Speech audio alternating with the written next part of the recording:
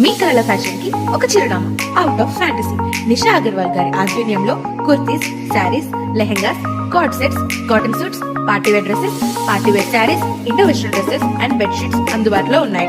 అంతేకాదు travel bags, Tanjore paintings, organising kits and pouches, imported items and many more. మరిన్ని వివరాల కోసం మా స్టోర్ ని సంప్రదించండి. లొకేషన్ వచ్చేసి ముకరం చౌరస్తా, జగదాంబ కాంప్లెక్స్, మంచిర్యాల. అందరికీ నమస్కారం. పెద్దలు, గౌరవనీయులు, మన వికారాబాద్ మున్సిపాలిటీ ఎన్నికలకు సంబంధించినటువంటి ఇన్ఛార్జిగా వచ్చిన మాజీ స్పీకరు, మండలిలో ప్రతిపక్ష నేతగా ఉన్నటువంటి అన్న మధుసూదనాచారి అన్నగారు, అట్లాగే కార్పొరేషన్ మాజీ చైర్మన్ నాగేంద్ర గౌడ్ అన్నగారు, బీసీ కమిషన్ మాజీ మెంబర్ అమ్మూరు శివప్రత్ పటేల్ గారు, టౌన్ ప్రెసిడెంట్ గోపాల్ గారు, రామరెడ్డి గారు, వేణుగోపాల్ రెడ్డి గారు, వెనుక ఉన్నటువంటి మా మిత్రులు, ముఖ్యంగా పత్రికా మిత్రులందరికీ పేరు పేరున నమస్కారం తెలియజేస్తూ, అన్న రాష్ట్రానికి సంబంధించినటువంటి చాలా విషయాలన్నీ చెప్పిండు. మళ్ళీ వాటి జోలికి నేను వెళ్ళను. కానీ మన వికారాబాద్లో ఏం జరుగుతున్నది అనేటటువంటిది మాకంటే ఎక్కువ మీకు బాగా తెలిసి, ఇంకా మిమ్మల్ని అడిగితేనే మాకు చెప్తారు ఇంకా ఎట్లా జరుగుతుంది అనేటటువంటిది. ఒకసారి మున్సిపాలిటీ ఎలక్షన్లకు సంబంధించినటువంటి రిజర్వేషన్ నుంచి మొదలుకొంటే బయట ఏం చర్చ జరుగుతున్నదో నేను గతంలో కూడా చెప్పినా, మళ్ళీ కూడా చెప్తున్నా. వాళ్ళ కుటుంబ సభ్యులకు అనుకూలంగా కావాల్సుకొని ఎస్సీ మహిళా చేయించిందని ప్రచారం జరుగుతుంది. గతంలో జరిగింది, ఇప్పుడు కూడా జరుగుతుంది. మరి అది నిజమా కాదా నాకు తెలియదు, కానీ అనుకుంటుంది. ఒకవేళ అట్లా ఎస్సీ మహిళ వచ్చింది అనుకో, అన్ని పదవులు వాళ్ళకే కావాలనుకుంటే ఎట్లా? ఆ పార్టీలో పనిచేసినటువంటి వాళ్ళు ఉంటారు కదా. నేను కూడా ఒక ఎస్సీ బిడ్డగా ఒక పదవిలో ఉన్నటువంటి మా ఎస్సీ బిడ్డకు ఒక అత్యున్నతమైనటువంటి పదవి వచ్చినందుకు సంతోషిస్తాను. కానీ మా వర్గాల్లో ఇంకా మిగిలిన వాళ్ళు కూడా ఇంకా పైకి రావాలి కదా, వాళ్ళకు కూడా అవకాశాలు ఇవ్వాలి కదా. అన్ని పదవులు మాకే అనుకుంటూ నేను ఇంత పెద్ద పదవిలో ఉన్నా కానీ మా కుటుంబీకులే ఈ పదవిలో కూడా ఉండాలా అని భావించడం కరెక్ట్ కాదేమో. ముఖ్యంగా ఎస్సీ బిడ్డలు, వికారాబాదు పట్టణానికి సంబంధించినటువంటి ఎస్సీ బిడ్డలు, నేను ఎస్సీ బిడ్డలు అంటే ఏ ఒక్క పార్టీకి సంబంధించినటువంటి వాళ్ళ గురించి మాట్లాడతలేదు.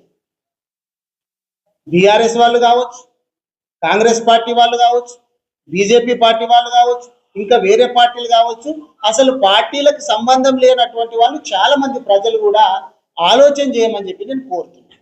ఎందుకంటే అన్ని పదవులు వాళ్ళకేనా?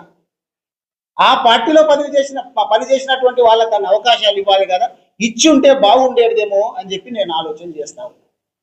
ఎస్సీ బిడ్డలుగా ఇంకొకటి కూడా, ఎస్సీ బిడ్డలు ఎందుకు ఓటేయాలి కాంగ్రెస్ ప్రభుత్వానికి చెప్పండి. ఎస్సీలకు ఏం చేసిండ్రు, ఇక్కడ ఉన్నటువంటి ఎమ్మెల్యే గారు ఏం చేసిండ్రు అని చెప్పి ఓట్లేయాలి. ఈ పని చేసిన మేము ఎస్సీలకు అని చెప్పి చెప్పమని చెప్పాలి. ఎందుకు మీకు ఓటేయాలి? గవర్నమెంట్కి సంబంధించినటువంటి రేవంత్ రెడ్డి గారు ఏమేమి హామీలు ఇచ్చారో అన్నీ తెలుసు. దాంట్లో ఎస్సీలకు సంబంధించినటువంటి, నేను ఎస్సీలను ఎందుకు మళ్ళీ చెప్తున్నా అంటే, నియోజకవర్గము ఎస్సీకి సంబంధించినటువంటి నియోజకవర్గము. ఇప్పుడు రిజర్వేషన్ వచ్చింది, చైర్పర్సన్ రిజర్వేషన్ వచ్చింది కూడా ఎస్సీ. కాబట్టి ఎస్సీలందరూ కూడా ఆలోచన చేయాలా, మన వర్గాలకు ఏమి ఒరిగింది ఈ కాంగ్రెస్ ప్రభుత్వం చేత, ఇక్కడ ఉన్న ఎమ్మెల్యే చేత ఏం ఒరిగింది మనకు, మీరు ఆలోచన చేయాలా, చర్చించుకోవాలని చెప్పి నేను ఎస్సీ వర్గాన్ని కోరుతాను.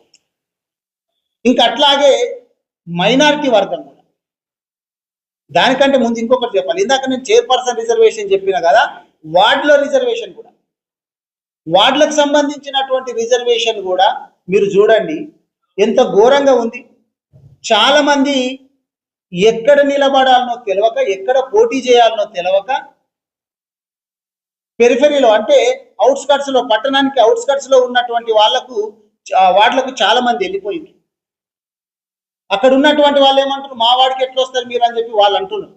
ఇది ప్రతి పార్టీలో ఉన్నది, ఒక పార్టీకి సంబంధం లేదు. ఎవరినో ఒకరిద్దరిని దృష్టిలో పెట్టుకొని రిజర్వేషన్లన్నీ మార్చిండ్రు అని బయట చర్చ జరుగుతుంది. నేనంటలే, బయట చర్చ జరుగుతున్నది. మరి ఈ చర్చకి ఏందో మరి నాకైతే తెలియదు. మరి ఎవరిని దృష్టిలో పెట్టుకున్నారో, ఎవరు మార్చిండ్రో, ఎందుకు మార్చిండ్రో, పాపము కొంతమంది అగ్రవర్ణాలు కావచ్చు, బీసీ బిడ్డలు ఎందుకు ఇట్లా ఇబ్బంది పెడుతున్నారో అన్ని పార్టీలో ఆలోచన చేయాలి.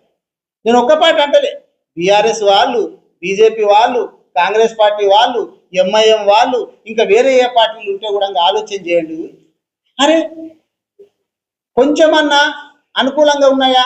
సెంట్రల్ టౌన్లో చూడండి మీరు, అసలు ఎంత ఇబ్బంది పడుతున్నారు. ఇబ్బంది పెట్టే కార్యక్రమం వాళ్ళు చేసిండ్రని చెప్పి బయట చర్చ జరుగుతుంది.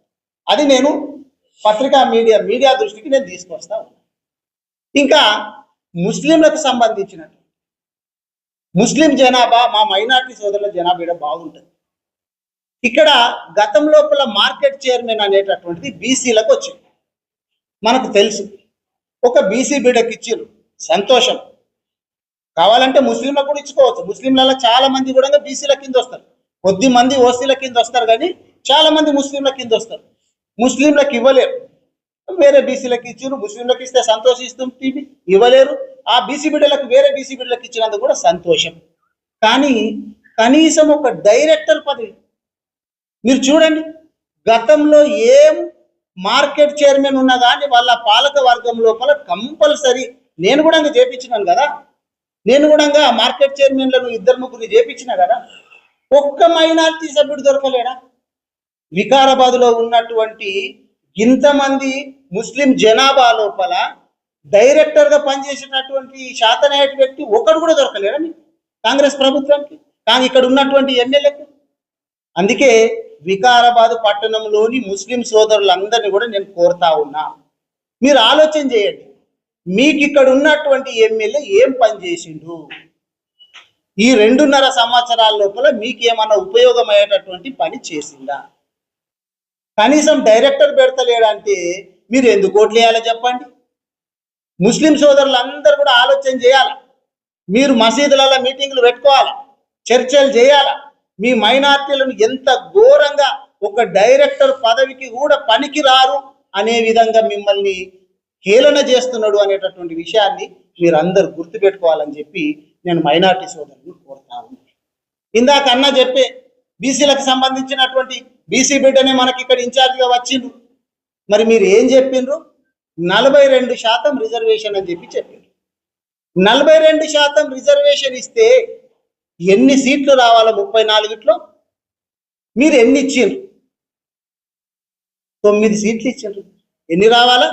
దాదాపు 15 సీట్లు రావాలి. 15 సీట్లు రావాల్సింది బీసీ బిడ్డలకు మీరు 8-9 సీట్లు ఇస్తే ఇక మరి బీసీ బిడ్డలు మీకు ఎందుకు ఓట్లు వేయాలా? ముఖ్యమంత్రి గారు ఇదే జిల్లా, స్పీకర్ గారు ఇదే నియోజకవర్గం. మరి బీసీ బిడ్డలకు మీరు 42% రిజర్వేషన్ అని చెప్పి 15 మంది సభ్యులు రావాల్సింది, 15 మంది కౌన్సిలర్ సీట్లు రావాల్సింది 8-9 సీట్లకి ఇచ్చిందంటే వికారాబాద్ పట్టణంలో ఉన్నటువంటి బీసీ బిడ్డలందరూ పార్టీలకు అతీతంగా, ఏ పార్టీ వాళ్ళన్నా కానీ, మీడియా మిత్రుల బీసీ బిడ్డలు ఉంటే కూడా ఆలోచన చేయాలి. 15 సీట్లు రావాల్సింది 8-9 సీట్లకు ఎందుకు కుదించిండ్రు? మీకెందుకు కాంగ్రెస్ పార్టీ వాళ్ళకి ఎందుకు ఓటేయాలా? వికారాబాద్ పట్టణం లోపల ఉన్నటువంటి మామూలు జనాలు, కాంట్రాక్టర్లు, ఉద్యోగులు, నిరుద్యోగులు, ఇప్పుడు అన్న చాలా విషయాలు చెప్పిండు. వికారాబాదు ఉద్యమాల గడ్డ అని చెప్పి చెప్తుంటారు. నిరుద్యోగులు ఎన్నోసార్లు ఉద్యోగాలు కావాలని చెప్పి ధర్నాలు చేసిరు. వికారాబాద్ పట్టణంలో ఉండి చదువుకొని నిరుద్యోగులుగా ఉద్యోగాలు దొరకక ఉన్నటువంటి వాళ్ళందరూ కూడా ఆలోచన చేయాలి. మీకందరికీ కూడా గ్రూపులు ఉంటాయి, మీ ఫ్రెండ్ సర్కిల్ ఉంటుంది. 2 లక్షల ఉద్యోగాలు మొదటి సంవత్సరంలోనే ఇస్తా అన్నటువంటి రేవంత్ రెడ్డి గారి గవర్నమెంట్కు వికారాబాద్ పట్టణం లోపల ఎన్ని ఉద్యోగాలు వచ్చినాయి మీరు చర్చ పెట్టాలి. కాంగ్రెస్ ప్రభుత్వానికి ఎందుకు ఓటేయాలి? ఇక ఉద్యోగులు తీసుకుంటే టీచర్లు కావచ్చు, ఆశా వర్కర్లు కావచ్చు, ఏఎన్ఎంలు కావచ్చు, అంగన్వాడీ వాళ్ళు కావచ్చు. కేసీఆర్ గారు ఉన్నప్పుడు మీకు ఏ విధంగా ఉండే, రేవంత్ రెడ్డి గారు వచ్చిన తర్వాత మీకు ఏమన్నా ఒక్కటన్నా ఎక్స్ట్రా బెనిఫిట్ చేసుకుంటూ వచ్చిందా? కేసీఆర్ గారు మీ జీతాలను ఎంత నుంచి ఎంతకు పెంచుకుంటూ వచ్చిండు. మరి ఈ రేవంత్ రెడ్డి గారు గవర్నమెంట్ వచ్చిన తర్వాత 2.5 సంవత్సరాలలో మీకు ఏ మురుగబెట్టిండు? నేను ముఖ్యంగా ఉపాధ్యాయులను కోరుతున్నా, ఎందుకంటే మీరు చాలా ప్రభావితం చేసేటటువంటి వాళ్ళు. సమాజం లోపల మీకంటే ఒక గౌరవం ఉంటుంది. మా పంతులు చెప్పిండు, మా పంతులమ్మ చెప్పిండు అంటే ఇదేదో కరెక్టే ఉంటుంది అని చెప్పి ఆలోచన చేస్తారు ప్రజలు. అందుకే మిమ్మల్ని అందరినీ కూడా నేను కోరుతున్నా, వికారాబాద్ పట్టణంలో ఉండేటటువంటి టీచర్లందరినీ, లెక్చరర్లందరినీ మిమ్మల్ని కోరుతా ఉన్నా, మీరు ఆలోచన చేయండి. కేసీఆర్ గారు ఉన్నప్పుడు ఎట్లుండే, రేవంత్ రెడ్డి గారు వచ్చిన తర్వాత ఏమన్నా మీకు బెనిఫిట్ చేసిందా? ఎందుకు కాంగ్రెస్ పార్టీకి ఓటేయాలా? మీ గ్రూపులంతా కూడా చర్చ పెట్టాలని చెప్పి మిమ్మల్ని కోరుతా ఉన్నాను. అంతేందుకు ఇక్కడ ఉన్నటువంటి రిటైర్మెంట్ అయినటువంటి ఉద్యోగులు ఉన్నారు. మరి రిటైర్మెంట్ అయినటువంటి వాళ్లకు వాళ్ళ బెనిఫిట్స్ కూడా, వాళ్ళ బెనిఫిట్స్ అంటే గవర్నమెంట్ నుంచి ఏదో పూకడికి ఇస్తున్నది కాదు. వాళ్ళ పైసలు వాళ్ళే సర్కార్ దగ్గర జత చేసి పెడితే, వాళ్ళ బిడ్డ పెన్లో కొడుకు పెన్లు అయితే ఆ పైసలు తీసుకుందామంటే కూడా ఇస్తలేరు. ఎవరైతే రిటైర్ అయ్యిందో వాళ్ళవి కూడా సంఘాలు ఉంటాయి, వాళ్ళవి కూడా గ్రూపులు ఉంటాయి. వికారాబాద్ పట్టణంలో ఉన్నటువంటి వాళ్ళందరూ కూడా ఆలోచన చేసి ఈ చర్చ పెట్టండి. గవర్నమెంట్ దగ్గర మన పైసలు కూడా పెట్టుకుంటే మన పైసలు కూడా మనకి ఇవ్వలేనటువంటి ఈ వికారాబాద్లో ఉన్నటువంటి కాంగ్రెస్ కు మనం ఓటు వేయాలనా, ఎందుకు వేయాలా, ఇది చర్చ పెట్టాలని చెప్పి నేను వికారాబాద్లో ఉన్నటువంటి పదవి విరమణ పొందినటువంటి వాళ్ళని కూడా నేను కోరుతా ఉన్నాను. కాంట్రాక్టర్లు కూడా ఉన్నారు చాలా మంది. కాంట్రాక్టర్లు ఆలోచన చేయండి. నేను ఎమ్మెల్యేగా ఉన్నప్పుడు ఒక్క కాంట్రాక్టర్ నన్న ఇబ్బంది పెట్టినా, ఒక్క కాంట్రాక్టర్ దగ్గర నుంచి అన్న కమిషన్లు నేను గుంజుకున్నానా? మరి ఇప్పుడు ఏం జరుగుతుంది? 10% కమిషన్ అంట, 15% కమిషన్ అంట. నేను చెప్తలే, బయట జనాలు అనుకుంటున్నారు, నేను మీ దృష్టికి తీసుకొస్తున్నాను. కాబట్టి మరి ఈ చర్చ నిజమో కాదో మీరు చెప్పాలా, నేను చెప్పాల్సినటువంటి అవసరం లేదు.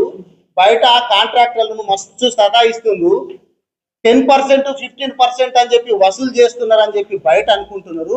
కాబట్టి కాంట్రాక్టర్లు అందరూ కూడా ఆలోచన చేయాలా, మీరు ఫోన్లో మాట్లాడుకోవాలా, ఈ కాంగ్రెస్ ప్రభుత్వానికి ఓటు వేయాలనా? నేను ఎప్పుడన్నా మిమ్మల్ని ఇబ్బంది పెట్టినా ఒక్క కాంట్రాక్టర్ అని ధైర్యంగా వచ్చి చెప్పొచ్చు. నేను ఆనంద్ నన్ను ఈ విధంగా కమిషన్ల రూపంలో ఇబ్బంది పెట్టిండ్రు అని చెప్తే నేను ఇక్కడ మీకు ఏం క్షమాపణ కోరితే అది చెప్పనీకే సిద్ధంగా. కాంట్రాక్టర్లు భయపడుతున్నారంట కలవనీకే. నేనంటలేని జనాలు అనుకుంటున్నారు బయట. మరి వాళ్ళు ఆలోచన చేయాలి కదా. ఇట్లా చాలా వర్గాలు ఉన్నాయి, ఒకటి కాదు రెండు కాదు.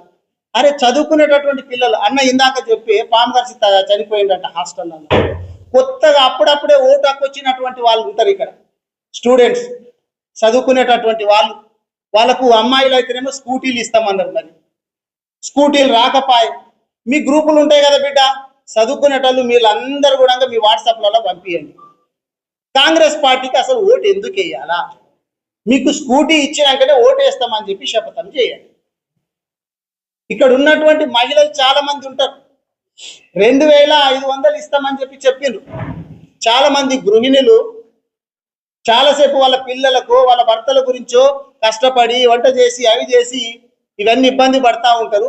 ఏదో కొన్ని సందర్భాలలో మీకు కూడా చిన్న చిన్న గ్రూపులు ఉంటాయి, మహిళలకు సంబంధించినటువంటి గ్రూపులలో మీరు కూడా చర్చ పెట్టండి. మరి 2.5 సంవత్సరాలు అవుతుంది, దాదాపు మీకు 60,000 వచ్చేది ఉంది ఒక్కొక్క మహిళకు. వచ్చినాయా మీకు? వికారాబాద్ పట్టణం లోపల ఈ మహిళలందరూ కూడా చర్చించి కాంగ్రెస్ పార్టీకి అసలు ఓటు ఎందుకు వేయాలా? పెద్ద మనుషులు ఉంటారు పెన్షన్లకు సంబంధించి. ఇట్లా ఒక్క వర్గము ఆ వర్గము ఈ వర్గం అని కాదు, అన్ని వర్గాల వాళ్ళు చర్చ పెడితే కేసీఆర్ గారు గవర్నమెంట్ ఉన్నప్పుడు ఎట్లుండే, బీఆర్ఎస్ ప్రభుత్వం ఉన్నప్పుడు, ఇప్పుడు రేవంత్ రెడ్డి గారు ఎట్లున్నది ఒక్కసారి పోల్చి చూసుకోవాలని చెప్పి మీ అందరిని కూడా కోరుతున్నాను. అట్లాగే నేను ఎమ్మెల్యేగా ఉన్నప్పుడు ఎట్లుండే, మీ అందరికి అందుబాటులో ఉంటుంటే, వికారాబాద్లోనే ఉంటుంటే, ఎప్పుడు కావాలంటే అప్పుడు నన్ను కలవాలంటే డైరెక్ట్ ఇట్లా వచ్చేసి అన్నా ఉన్నావంటే ఉన్నంటే వచ్చి కలిసిపోతుంది. మరి ఇప్పుడు ఏమైంది పరిస్థితి? అటువంటి వాళ్ళకి ఇప్పుడు ఓటేసుడు అవసరమా? మరి ఇప్పుడు గాయననే కలవకపోతే మళ్ళీ వాళ్ళ కుటుంబ సభ్యులకు మళ్ళీ ఇంకో పదవి అంటే అప్పుడు ఏం చెప్పుకొచ్చింది వీళ్ళు? ఒరే కేసీఆర్ పదవి కేటీఆర్ పదవి అయితే 2 పదవులు ఊడగొట్టండి పై మీకు మొత్తం ఉద్యోగాలు అన్నారు. ప్రజలకు ఉద్యోగాలు ఇవ్వలేరు కానీ వాళ్ళ ఇంట్లో ఇంకో ఉద్యోగం గురించి అప్లై చేసుకున్నారు. ఇప్పుడు మున్సిపాలిటీలో పెద్ద ఉద్యోగంకి అప్లై చేసుకున్నారు. ఆయన ఆల్రెడీ రాష్ట్రంలోనే పెద్ద ఉద్యోగం ఉన్నది, మళ్ళీ వాళ్ళ ఇంట్లో ఇంకొక ఉద్యోగం కావాలని చెప్పి మున్సిపాలిటీలో పెద్ద ఉద్యోగం కావాలని చెప్పి దరఖాస్తు పెట్టుకున్నారు. నేను వికారాబాద్ ఉన్నటువంటి వాళ్ళని అందరినీ కూడా కోరుతున్నా, మరి మీకు ఉద్యోగాలు వచ్చే వరకు వీళ్ళకు ఉద్యోగాలు ఇచ్చుడు అవసరమా? ఇది ఆలోచన చేయాలా. ఎక్కడ చర్చ పెట్టాలా? చాయ్ హోటళ్ళ దగ్గర చర్చ పెట్టండి, కళ్ళు దుకాణాల దగ్గర చర్చ పెట్టండి, కిరాణా షాపుల దగ్గర చర్చ పెట్టండి, కలిసే కాడ చర్చ పెట్టండి, కోసే కాడ చర్చ పెట్టండి, క్లబ్బులలో చర్చ పెట్టండి. నేనేమన్నా ఒక్కటన్నా అబద్ధం చెప్పిందేమో మీరు చర్చలో తేల్చండి. ఇదంతా కూడా ప్రజలు అనుకుంటున్నారు. ఇక ఇంకొక చర్చ కూడా ఏం జరుగుతున్నది అంటే, ఇందాక అన్న చెప్పినట్టు వికారాబాద్ జిల్లాకు సంబంధించి కేసీఆర్ గారు ఇక్కడ జిల్లా చేయక ముందు కలెక్టర్ సంతకం మీద అవసరం ఉన్నదంటే మనం పట్నం దాకా పోతుంటే, మరి ఇప్పుడు ఈ మున్సిపాలిటీ ఎలక్షన్లు అయినాక జిల్లాలు తీసేస్తారంట. అందులో మన వికారాబాద్ జిల్లా కూడా ఉన్నదంట. వికారాబాద్ జిల్లాను తీసేస్తారంట. వికారాబాద్ పట్టణంలో ఉన్నటువంటి వాళ్ళనే కాకుండా జిల్లా వాసులందరినీ కూడా నేను కోరుతా ఉన్నా, మీరు ఆలోచన చేయండి. మన జిల్లాను తీసేస్తాము అని చెప్పేటటువంటి పార్టీకి ఓట్లేసుడు అవసరమా? ఓట్లేసి మళ్ళా కలెక్టర్ సంతకం కావాలంటే పట్నం దాకా మనం పోదామా? వీళ్ళకు ఓటు వేసుడెందుకు కాంగ్రెస్ పార్టీకి? మళ్ళా కలెక్టర్ సంతకం గురించి పట్నం దాకా ఓడెందుకు? ఇది అందరూ కూడా ఆలోచన చేయాలని చెప్పి నేను కోరుతా ఉన్నా. ఇట్లా 1 కాదు 2 కాదు, చర్చలు పెట్టండి. ఓటు అనేటటువంటిది మామూలు కాదు. ఎక్కడ పోయినా మీరు చర్చ పెట్టి, ఇగో నిన్న మనం డ్రామా చూస్తాం. అరే డ్రామా చూస్తే ఏముంది, అది ఎంత బాగుంది, మీరు అందరు చాలా బాగా చూసిండ్రు. ఇప్పుడు వాళ్ళకొక్కరు ఏకగ్రీవం అయ్యింది, మాకొక్కరు ఏకగ్రీవం అయ్యింది. గొర్రెలను తీసుకుపోయి సంతలో ఎట్లయితే కొనుక్కొస్తారో ఆయన తీసుకుపోతే కండవా వేసేసి, గంత అవసరమా కాంగ్రెస్ పార్టీలకు? గంత కపూర్తి అవసరమా? అయ్యో ఇది ప్రజాస్వామ్యం ఎట్లయితే ఎలక్షన్లే కాలేవు కదా, 11వ తారీఖు కదా ఎలక్షన్లు ఉన్నాయి. నిన్ననే విడ్రావల్స్ అయిపోతుంటే మాత్రం కకృతి వాటట్టు తీసుకుపోయి మా వాళ్ళను బలవంతంగా గుంజుకుపోయి కండు వేస్తున్నారంటే మీ మీద మీకు నమ్మకం లేదన్నట్టే కదా, గెలవనీకే మీకు శాత కాదన్నట్టే కదా. ప్రజలందరూ కూడా వికారాబాద్ ప్రజలు చర్చించుకుంటున్నారు. మేము కూడా చేసినాం.